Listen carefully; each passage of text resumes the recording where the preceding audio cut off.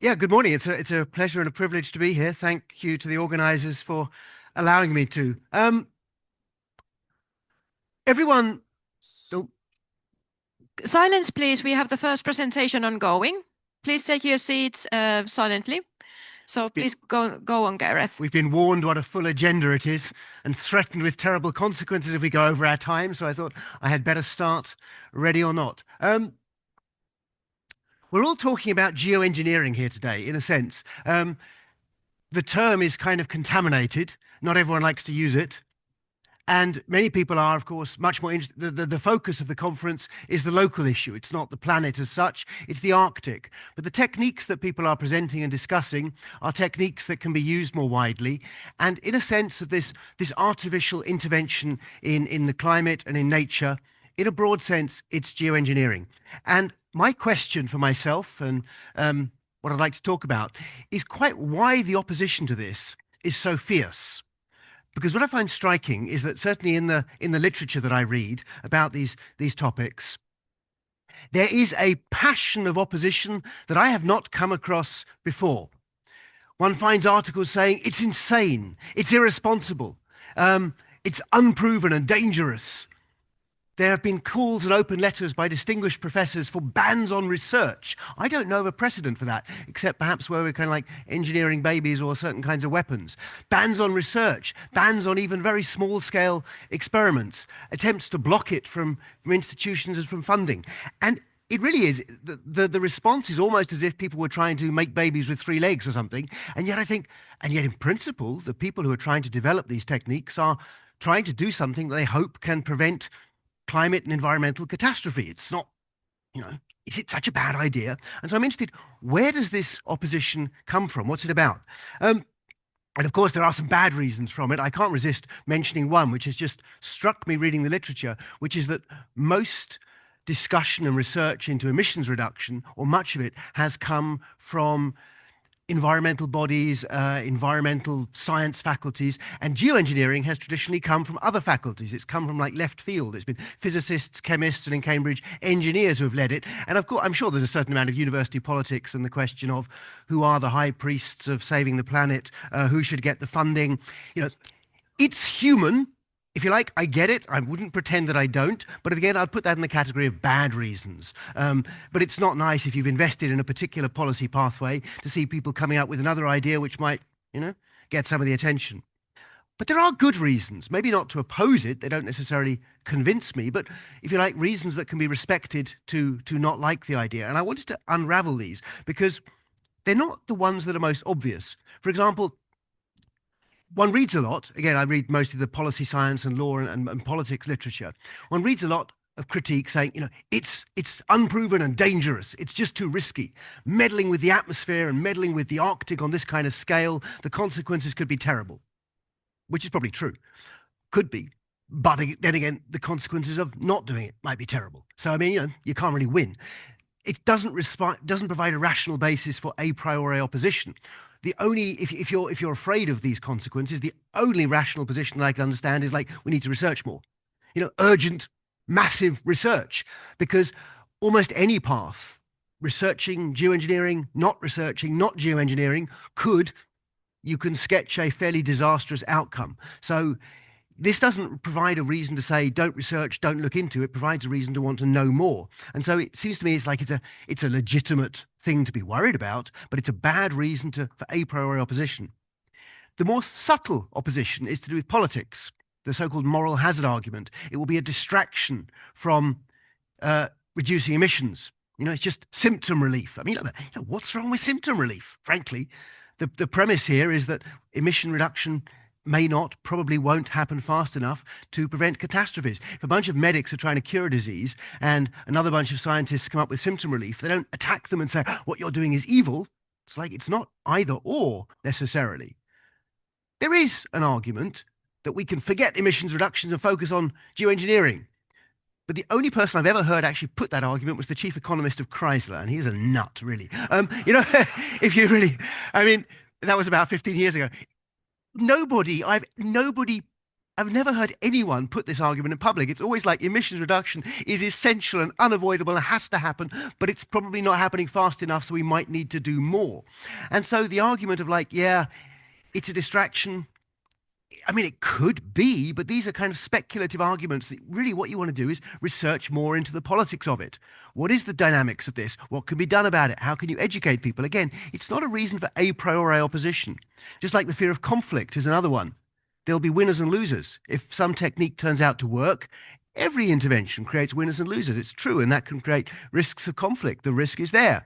But again, the answer is, how can we manage that? Is it an unavoidable risk? What could be done? The answer is always research.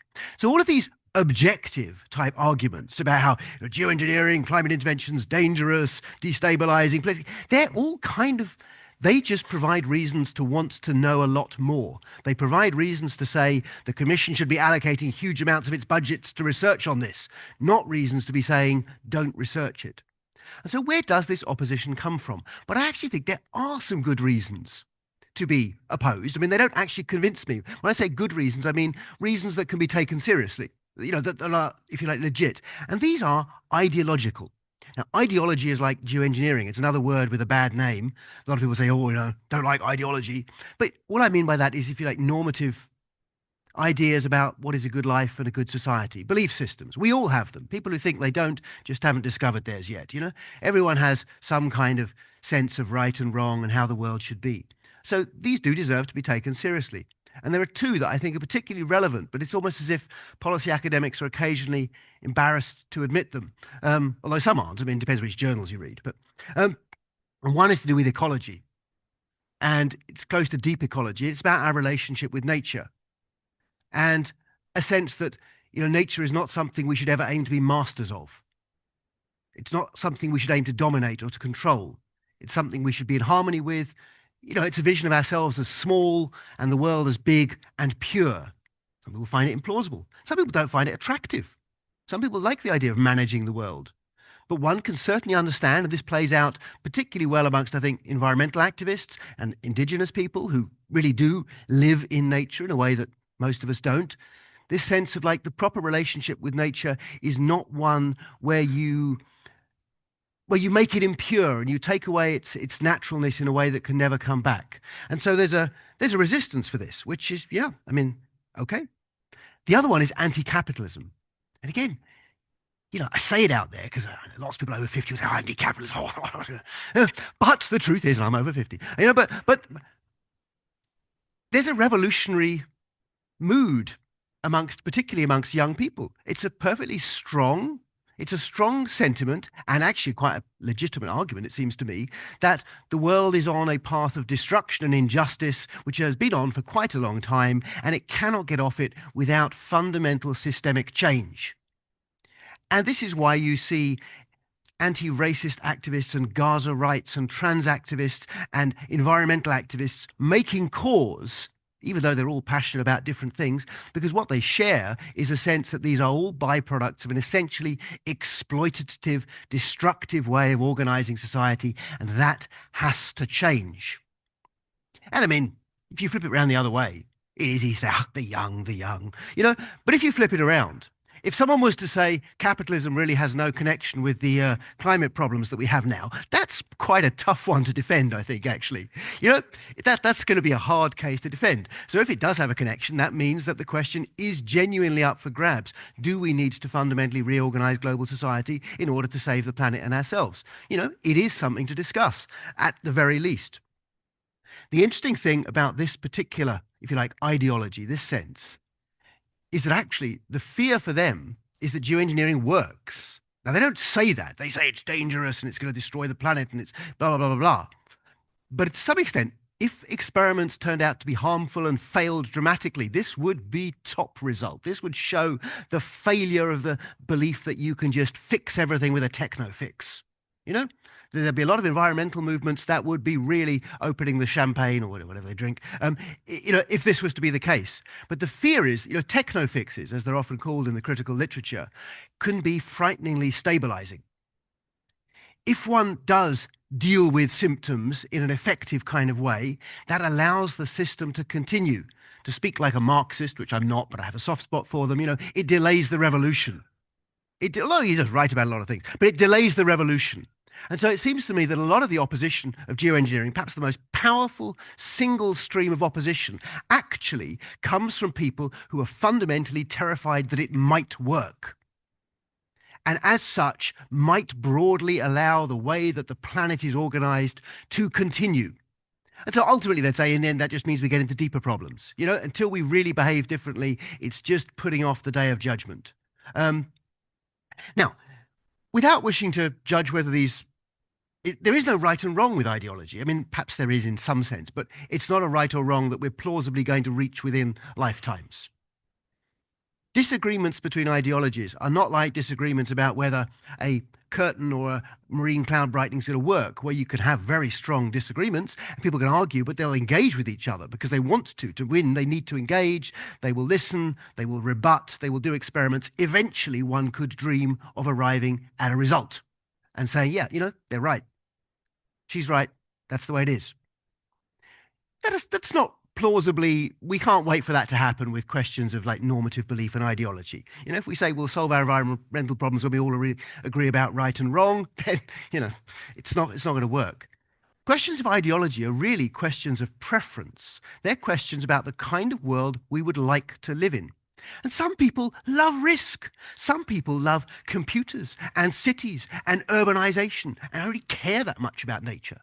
And some people like stability and community and contact and, the kind of degrowth dream of, what we should aim at is sitting around a table with a bunch of friends, drinking biodynamic wine and singing folk songs.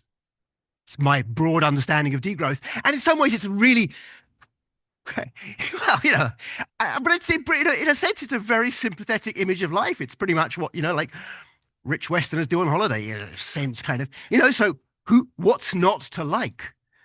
But other people don't like that image. They don't want that kind of world. I think it's important. Ideologies are in a way a question of preference. And it's ridiculous to think that all human beings want to live in the same kind of world, or that all will equally thrive in the same kind of world. Some thrive in brutal capitalism and some don't.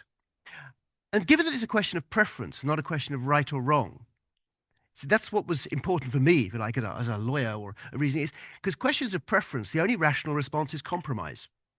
If you can identify your disagreement as being something where you can arrive at an answer where you have to concede the other is right, then you should try and find that answer.